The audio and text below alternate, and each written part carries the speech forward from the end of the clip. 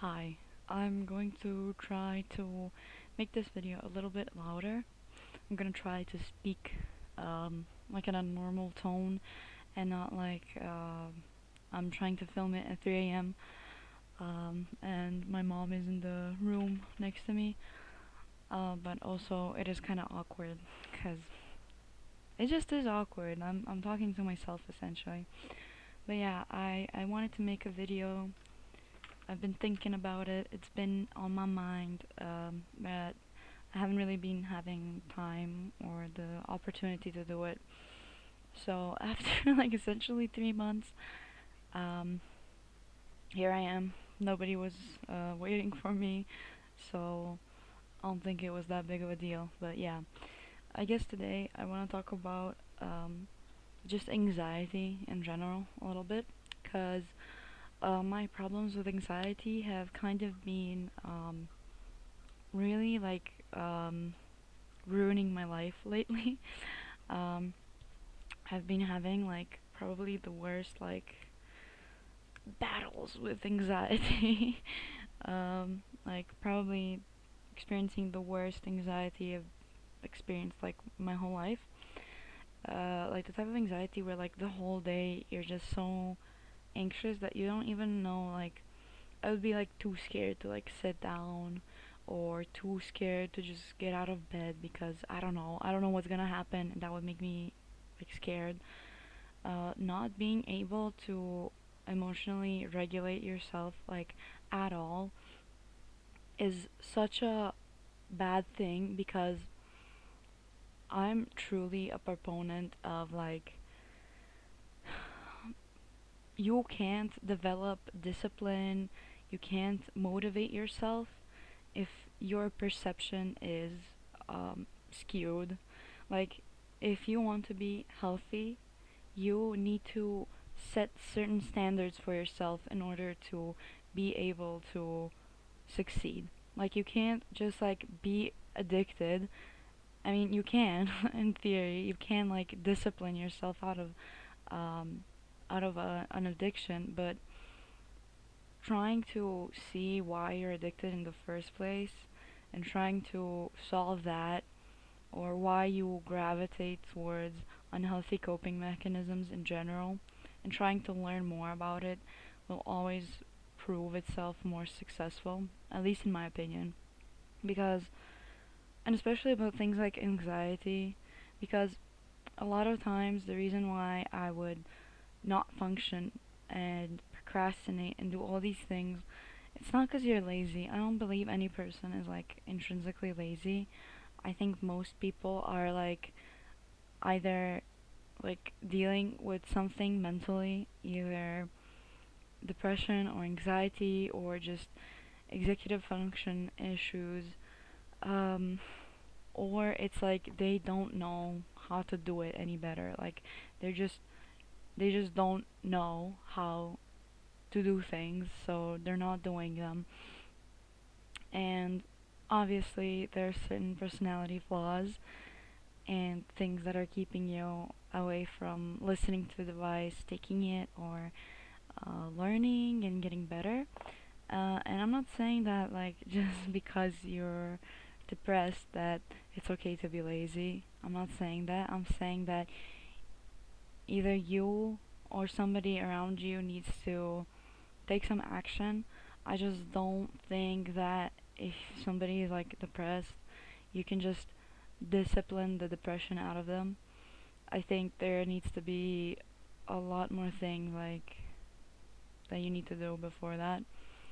Especially for me personally, like for a long time, it was like hard for me to even pinpoint down why I sometimes just break down and don't function for a few days, or like why it's so hard for me to start studying, and why it's so easy for me to do other tasks.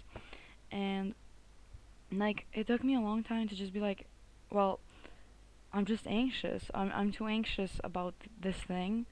It's like I don't know. I'm anxious because I need to be studying, because I have a test, or I just want to learn these things and I want to do them. But because it's something new. It's like, because with studying, the nature of studying is that it's gonna be different every time and you won't know how it will go because you're always learning something new. Very rarely are you learning something that you already know, right? So it's very unpredictable. It's like you don't know if you're gonna struggle with it. You don't know if it's gonna be hard. You don't know if it's gonna be easy. You don't know if you'll be able to focus. You don't know if you'll have enough time to go through it. You don't know if you'll be tired after. You don't know if you'll have time for other things if you study. Maybe you'll be too slow and you won't have time to go through all of it or whatever. And so the nature of studying is that it's very unpredictable. Like it's not the same every time. And this is why I definitely have an easier time studying things like physics and math, even though I don't really like them as much as other things, just because I know that it's gonna be the same every time. I'm gonna get certain uh either math or physics problems or whatever. I'm gonna get the formulas and I'm gonna sit down and I'm gonna rinse and repeat until I'm so practiced out that I can do it without thinking too much. I understand it very thoroughly and I can just do it on the test. And it's like not as nerve wracking or as emotionally um, hard for me to start these tasks, so I'm more successful in them. But when it comes to like theory, it's like I don't know if I'm gonna understand it. I don't know if my memory is gonna be good. What if there's like so many things to remember that I just get overwhelmed? It's very unpredictable and it's very stressful. And so it's very hard for me to start doing these things. And I find that when I have to study, I instinctually like open YouTube and I watch videos, and some of the videos aren't even like, it's literally like how to become disciplined, it's literally videos like that. But like I would just do anything just to not start because my perception of the task in my head is so hard. Like I always imagine everything being 100 times worse than it actually will be. And it's really hard to change this mentality, and I really felt bad and like undisciplined for a long time, and like I'm just never gonna change.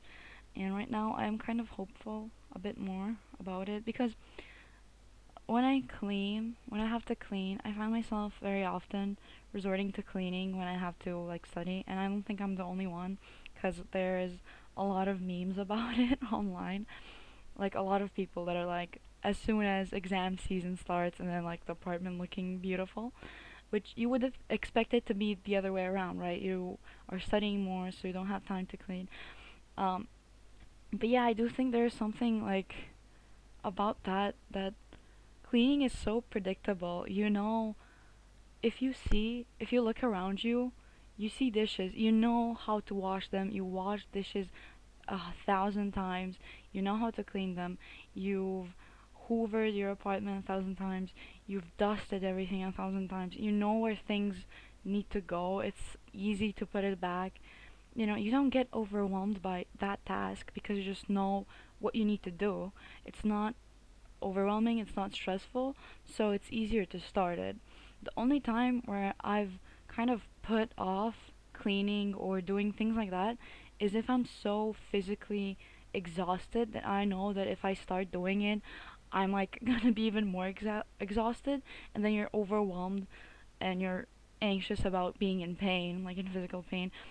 But like I never usually have a problem with it. In fact, I'm a type of person that will be anxious unless I clean things just because I don't like having like I don't like having the weight of having to do something on my mind because I keep thinking about it and it distracts me from doing other things, right? So I just find that that's something so interesting. And before, I used to have a lot of anxiety about going to the gym, and a part of that was social anxiety, and another part of that was just I didn't know how my body would react to working out. I don't know. I didn't know if I would have time. I don't know if I would like it, etc., etc. But now, having gone to the gym a couple of times, I keep like wanting to go. I'm like, I feel so much better after going. I like it. I go with my friends. It's a social thing, and I keep wanting to go to the gym. So when somebody sends a message, "Hey guys, do you want to go to the gym today?" I'm like, finally, somebody asked to go to the gym. I'm so excited I can go finally. And I find it hard for me to have rest days because I just don't want to not go, and I find myself being sad that like my muscles hurt because I want to go back. I want to work out more. It's fun for me.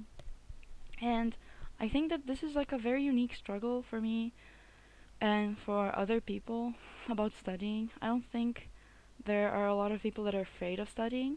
I think there are a lot of people who are like so like when I look at the people around me and why they don't study, I think they're so preoccupied with other things and hobbies that to them it's like studying is boring. They just don't want to study.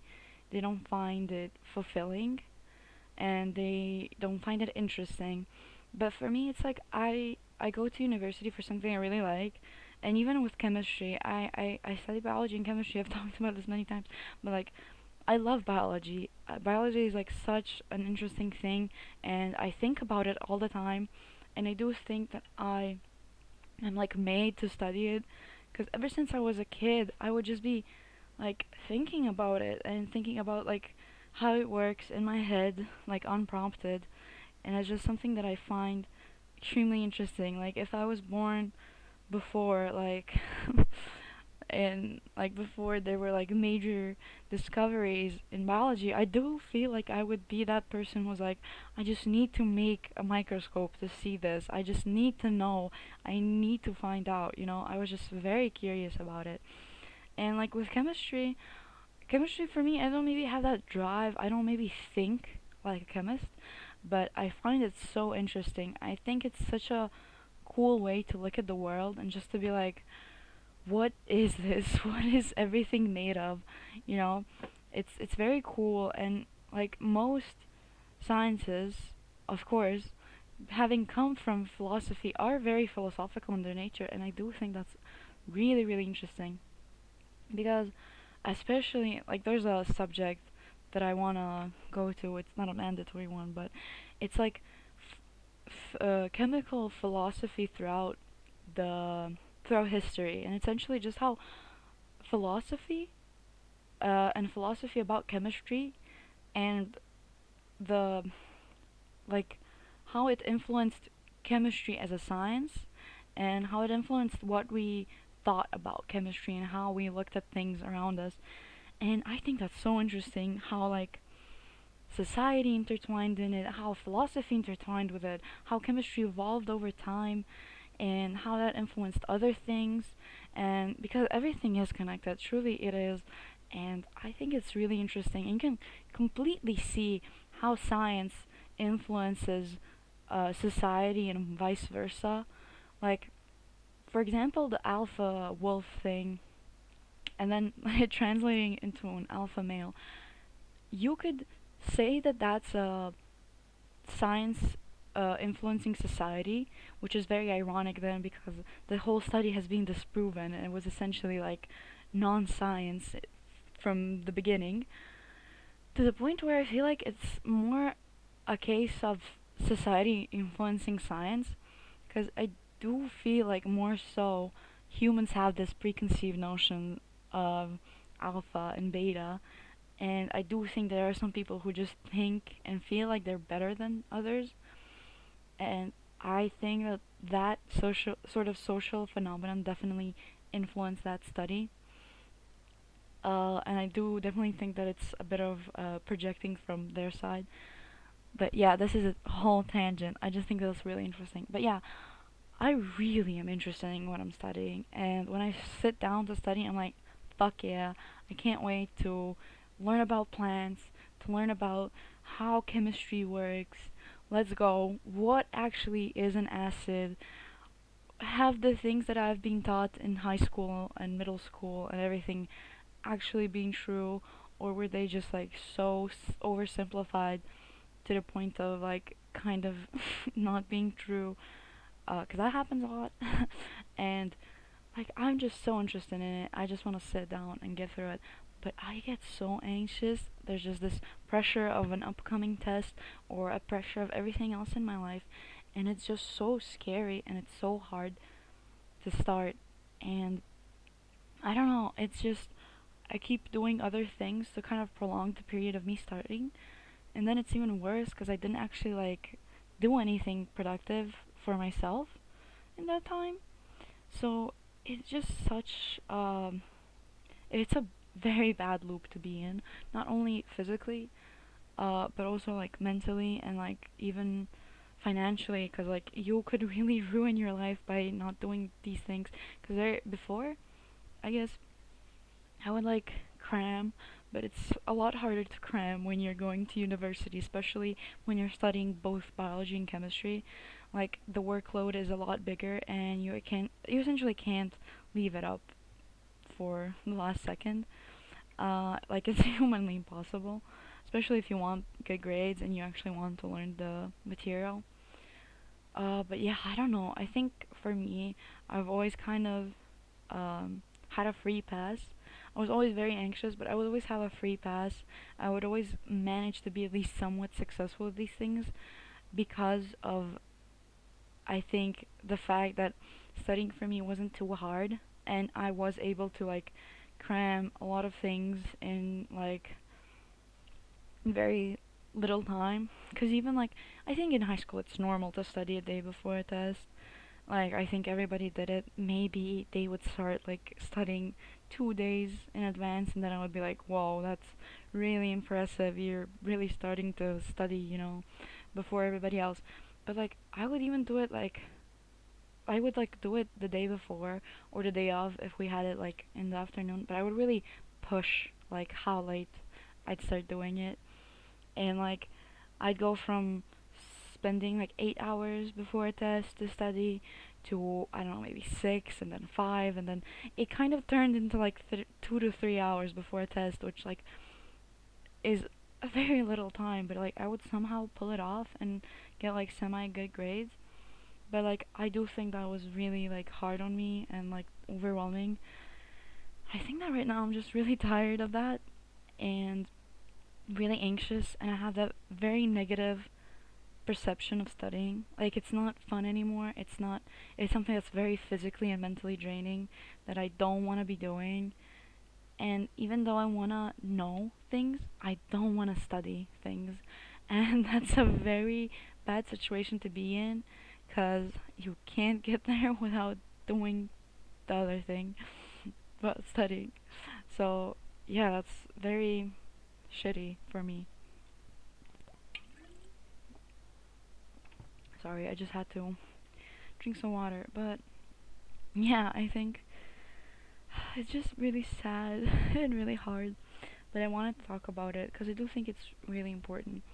And right now, I am trying to better myself, and I'm trying to pay more attention to what I'm feeling because I definitely come from a family that's very much like, if you feel negative emotions, then concentrate on not feeling anything. And I got very depressed, like very, very depressed, and then I wasn't able to do anything, which checks out.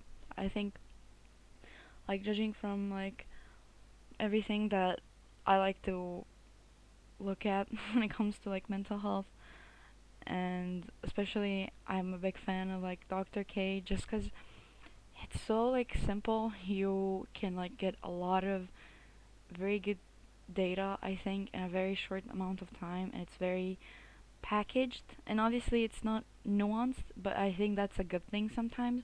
I think it's a good thing for people to just be able to give 20 minutes or like 20 to 40 minutes of their time and get some really good understanding, and maybe like get a revelation on like what their problem is like.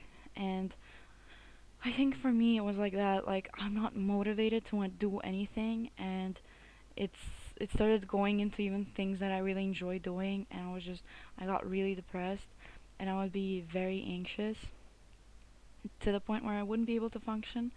And then it was like, oh well, now is the last moment, shit hit the fan. I need to like get moving. I need to get started studying. And at that point, all the like anxiety and bad emotion I've been holding down just bubbled and exploded. And I literally had that like those moments where like from the moment that you're awake you are experiencing a small panic attack, and then whenever you do actually get stressed you start experiencing an actual like big panic attack. It's like the type of days where like your chest hurts, like not just the day of, the day after, but even after it's over your chest still like hurts for the next few days. Even if you're not anxious, it just hurts from like being so anxious and like hyperventilating all the time, and like it sucks. And like I'm really just trying to not put myself in that situation anymore, because ignoring it and power throwing, it seems so good, and it seems like the perfect thing, um especially for me, somebody who's very much used to like ignoring and pushing down and just like biting my teeth and going through it. It seems like such a easy way to solve an issue, and like something that I have a lot of experience with and that I'm very good at, and something that would like be the answer to all my problems, but it's really not. Unfortunately, it's a lot more complicated than that, and that sucks, but it leaves room for growth that can be very interesting and good.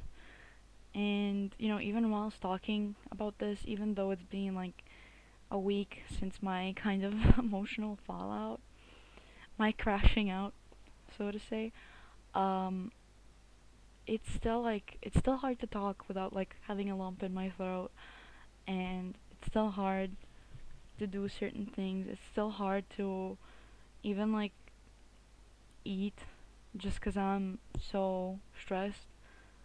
Um, all that is still here, and it's still a thing that bothers me and that I have to, you know, go through. But I'm hopeful that, like, with time, it's gonna get better. And I just wanna take things very slow and thought out. And before doing anything, I just want to be like, is this really as scary as it seems? And just like really ignore all those fears that I'm having, but not like in a people when you have anxiety, people will be like, it's not as scary, you can do it, just power through it, you can do anything you set your mind to. And I don't like that type of advice. First of all, because I definitely do think that a person like it's not like you can't take other people's advice. You need to learn on your own skin. I'm not a proponent of that. I just think that it's so important to have good wording on these things, because when a person comes to me and says like you can do whatever you set your mind to, in my head it's like, well, my perception of myself is so bad right now. I feel so low, like I can't do anything. And when somebody tells me that, I feel like a fraud, honestly.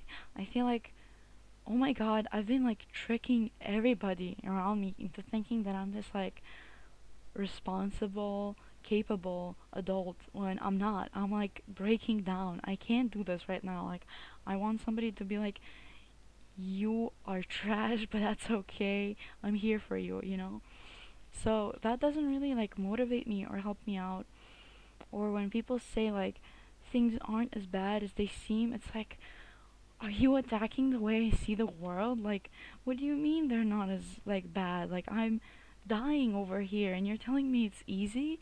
Like, everything's so hard for me and it's so easy for other people, or at least it seems like that. So it's like a very dangerous thing where like you really need to like be careful about how you talk to people, I think, when you're going through this, and also how you talk to yourself, because it's true. My depiction of things is always super super scary, and I think that it's important to give yourself grace It's important to be real with yourself and acknowledge that, hey, in your mind, you think that you're gonna fail this test and that you will never be able to do it and that you won't be able to finish college and you'll have to prolong studying and you will be broke because of it and your family will be so disappointed and you'll be in debt for no reason with nothing to show for it. But it's like it's just one test. It You can't be sure that all those things and all those steps will interlock in that specific way. You cannot be sure of that. And although there is a possibility of that happening, and it is important to prepare, it's also important to keep in mind that wanting to prepare for that, which probably won't happen, is not doing you any good. So, I am a big fan of ignoring yourself and gaslighting yourself if it's important, because is it even gaslighting yourself if you yourself are kind of gaslighting yourself? Like, if your mind is sick, if you have anxiety, and the way you think is like not good, you are kind of gaslighting yourself, and you need to gaslight yourself back, I guess, if that makes sense, because it's not the end of the world, and you perceive it like that, and that's not your fault. It's a normal human thing to do, but your want to prepare yourself better and to be more successful is causing you pain right now, and having an attitude of not giving a shit and taking things step by step and just like going with the flow could help you right now. If you are the type of person who will prioritize those things.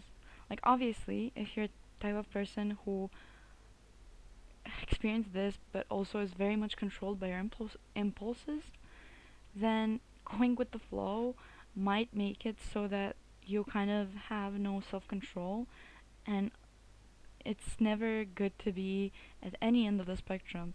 But if you're really struggling with this, I do think it's important to see it that way, because sometimes even like being super anxious about this thing, it can make it so that you have less self-control because you just want to like ease your anxiety like so much, so you turn to all these like vices, be it like alcohol or cigarettes very much. Like, if you live in the same part of the world as me, or it can be weed, it can be playing video games, it can be procrastinating, it can be reading self-help books even.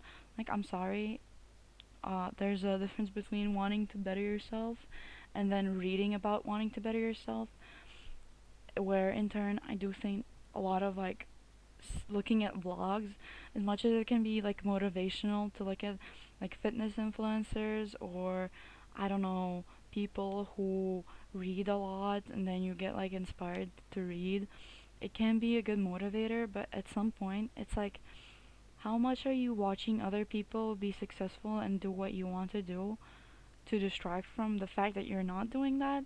And at what point is it better to just like start doing that, right? But yeah, that's like a whole nother topic that I won't be getting into right now because I have some work to do. But yeah, I did want to talk about that. It's been on my mind, and I want to share what I've been thinking and how I've been thinking, and maybe if you have debilitating anxiety like I do, and if you have been struggling like I've been struggling for literally years at this point, and if you are at your breaking point as well, maybe this will help you and give you the push to start making some changes and start thinking about things a bit different. So, yeah, take care of yourself, and that's it.